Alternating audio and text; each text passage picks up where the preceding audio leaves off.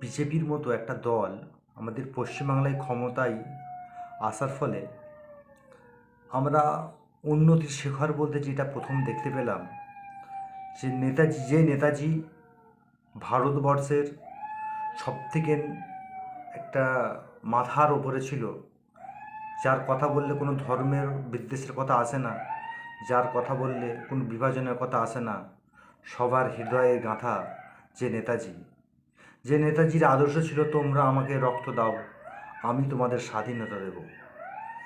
তার কথার মধ্যে ছিল না হিন্দুরা শুধু রক্ত দাও, মুসলমানরা রক্ত দাও, খ্রিস্টানরা রক্ত দাও।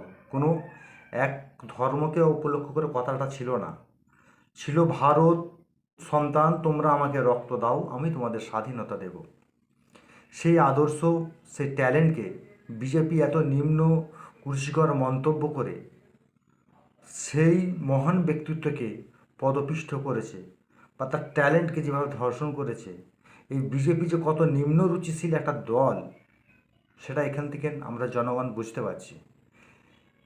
অথচ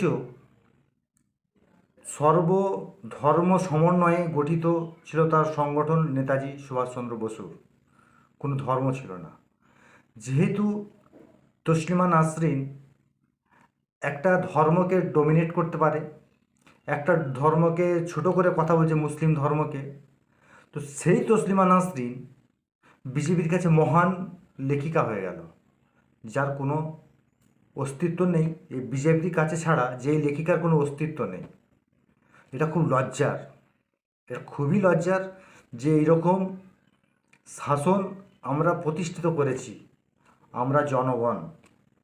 তাহলে আমাদের জনগণের মাথা মোটা, না বিজেপির রাজনৈতিক নেতারা ঠিক আছে? এটা নির্বাচনে আপনারা করবেন, কমেন্ট করবেন। তাহলে এরকম টাইপের ভিডিও আবার নিয়ে আসবো। লাইক, শেয়ার, কমেন্ট করবেন।